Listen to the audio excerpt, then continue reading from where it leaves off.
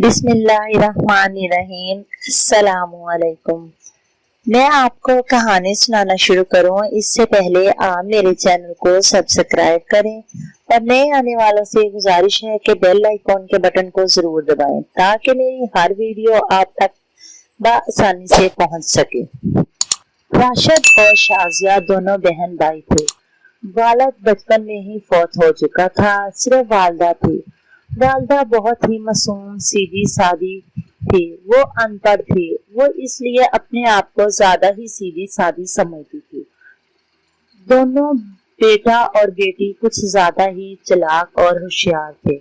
वो अपनी माँ को तो बिल्कुल ना कुछ जानते थे और ना समझते थे। कुछ तो उन पर अमीरी का खौल चढ़ा हुआ था और कुछ बाप सर पर नहीं था। माँ ने बड़ी ही मेहनत से उन्हें पढ़ाया लिखाया था।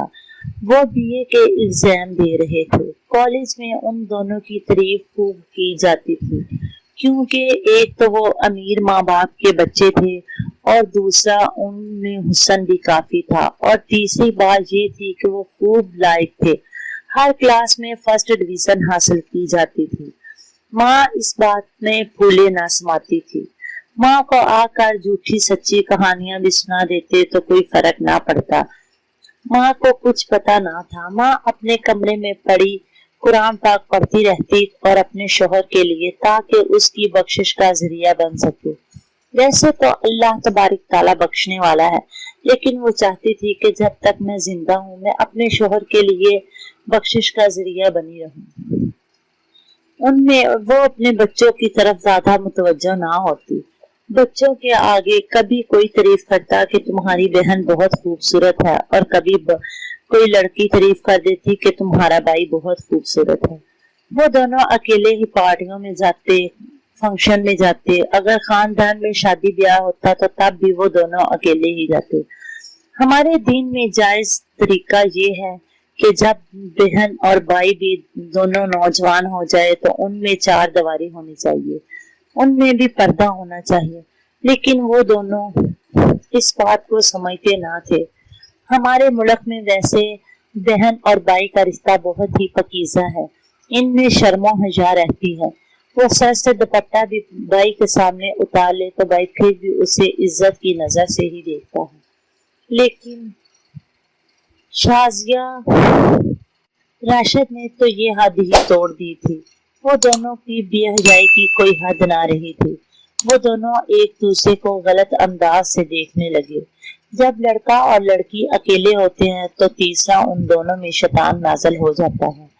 अब वो अपनी बहन को और बहन अपने भाई को गलत नजरों से देखने लगी, यहाँ तक कि वो उन दोनों ने आपस में नाजायज ताल्लुकात कायम कर लिए।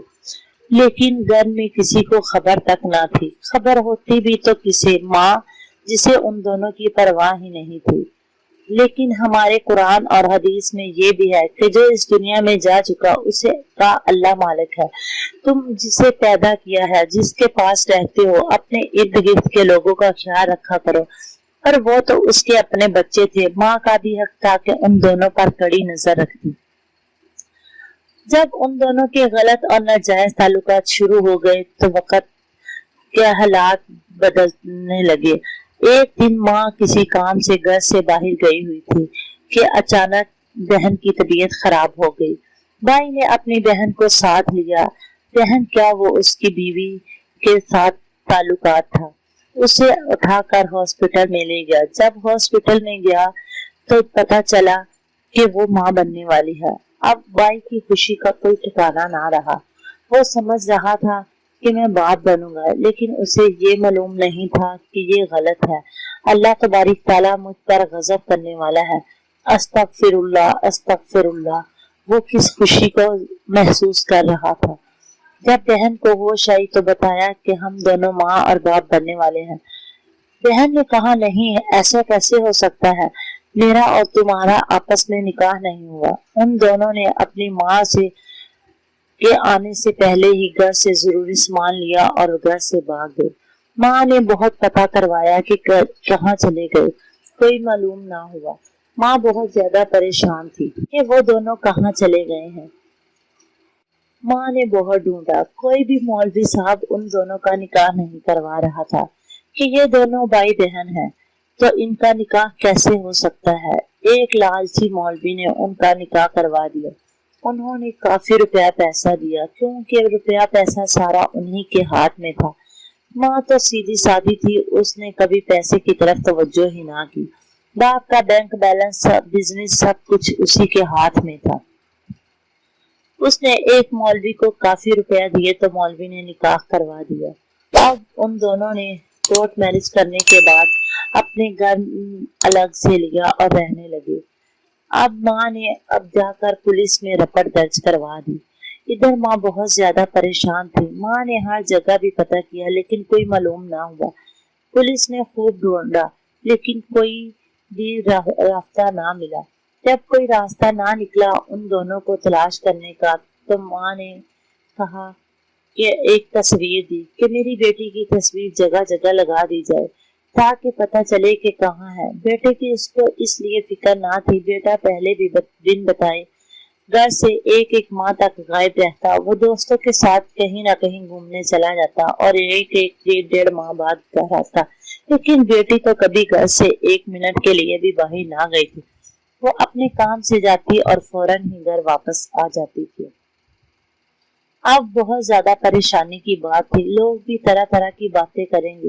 बातें तो करने की उसका लानत जैसे ही लग चुकी थी, लेकिन वो इस खबर से बेखबर थी।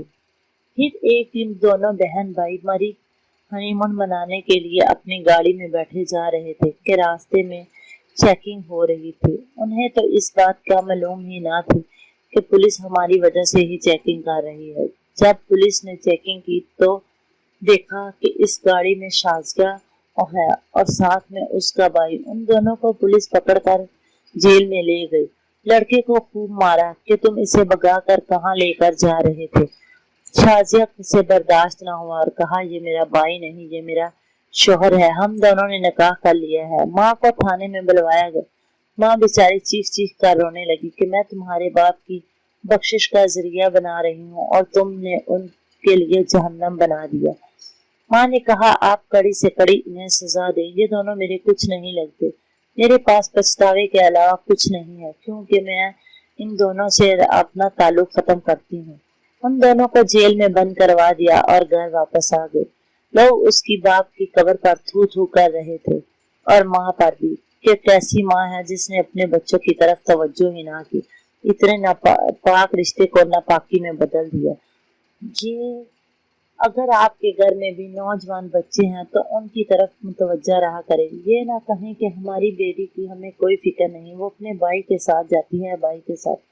कभी कभी इंसान की जिंदगी का रुख बदल जाता है और इंसान इस तरह मुंह के बल गिरता है कि उठने के काबिल नहीं रहता। हमारे दीन की बातों को तवज्जो से पढ़ा करे, सुना करे और उस पर अमल किया करे। जब दो बहनें भी जवान हो जाएं तो उनकी चारपाई भी अलग अलग कर दी जाए, क्योंकि हमारा दीन इसी बात की इजाजत देता है। अगर वो एक बेड पर भी लेटे तो उनके दरमियान में कोई चीज रखी जाए। तो फिर बहन भाई का एक चारपाई या एक बेड पर या एक कमरे में लेटना कैसे मुनासिब है। मेरी कहानी को प्लीज अपने सबक आमोज बनाया करें। अगर आपके घर में या आपके खानदान में कोई ऐसा मामला हो तो प्लीज उसे बड़े ही प्यार, मोहब्बत और तहम्मुल से सुलझा लिया करें। किसी की बात को उछाला मत करें, क्योंकि उछालने से उसकी जो बदनामी होती है अल्लाह के हुजूर हमारा भी गुनाह लिख दिया जाता है। अपनी गलतियों को सुलझा लिया करें।